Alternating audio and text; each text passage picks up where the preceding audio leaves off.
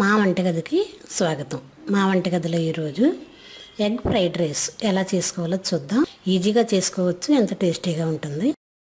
దానికి కావలసిన పదార్థాలు: ఉడికించిన రైస్ 2 కప్పులు, గుడ్లు 3, టమాటా 1, నూనె 4 టేబుల్ స్పూన్లు, ఉల్లిపాయ 1, పచ్చిమిర్చి 4, కొత్తిమీర కొంచెం, ధనియాల పొడి 1 teaspoon, garam masala 1 teaspoon, కారం 1 టీ స్పూన్, పసుపు 1/2 టీ స్పూన్, అల్లం వెల్లుల్లి పేస్ట్ 1 టీ స్పూన్, ఉప్పు 1 టీ స్పూన్. ఒక బౌల్ తీసుకొని 3 గుడ్లు కొట్టి దానిలో వేద్దాం. ఇది బాగా కలిపి దీనిలోనే 1/2 టీ స్పూన్ కారం, రుచికి తగినంత ఉప్పు, 1/2 టీ స్పూన్ పసుపు కూడా వేసి బాగా కలిపి, ఇలా కలిపిన దాన్ని పాన్ పెట్టుకొని 1 టీ స్పూన్ ఆయిల్ వేసి దానిలో ఇలా కలిపిన గుడ్డు మిశ్రమం వేసి ఇది పొడి పొడిగా అయ్యేంత వరకు వేయించుకుందాం.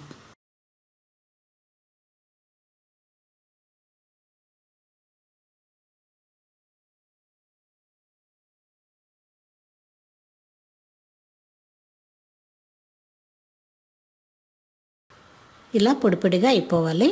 ఇప్పుడు ఇలా రెడీ అయిన గుడ్డు మిశ్రమాన్ని ఒక బౌల్లో తీసుకుందాం. ఇది అలా రెడీ అయిన గుడ్డు మిశ్రమం. ఇప్పుడు అదే పాన్లో 2 టేబుల్ స్పూన్ల ఆయిల్ వేసి దానిలో ఉల్లిపాయలు, పచ్చిమిర్చి వేసి 1 నిమిషం వేయించుకుందాం.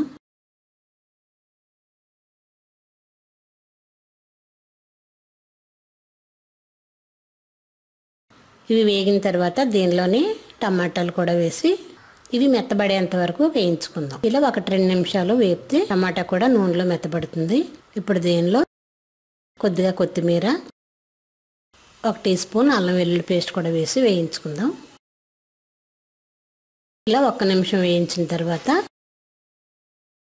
దీనిలోనే 1 టీ స్పూన్ కారం, 1/2 టీ స్పూన్ పసుపు, రుచికి తగినంత ఉప్పు వేసి ఒకసారి కలిపి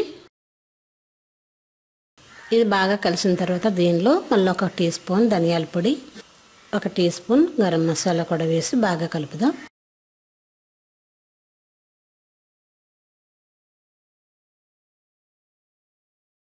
ఇప్పుడు మొత్తం మిశ్రమం కలిసింది కాబట్టి దీనిలో మనం ముందుగా ఉడికించుకున్న రైస్ వేసి బాగా కలిపి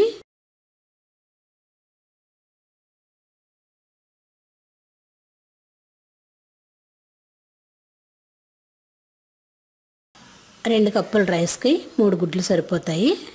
మీకు కావాలనుకుంటే సోయా సాస్, చిల్లీ సాస్ కూడా వేసుకోవచ్చు. ఇప్పుడు ఇలా రెడీ అయిన దానిలో కొద్దిగా కొత్తిమీర చల్లి స్టవ్ ఆఫ్ చేసుకుందాం. ఇలా రెడీ అయిన ఎగ్ ఫ్రైడ్ రైస్ను బౌల్లో తీసుకొని సర్వ్ చేద్దాం. మా వంటగదిలో ఎంతో ఈజీగా, ఎంతో టేస్టీగా ఉండే ఎగ్ ఫ్రైడ్ రైస్ రెడీ. మరిన్ని వంటల కోసం మా వంటగదిని సబ్స్క్రైబ్ కాగలరు. ధన్యవాదములు.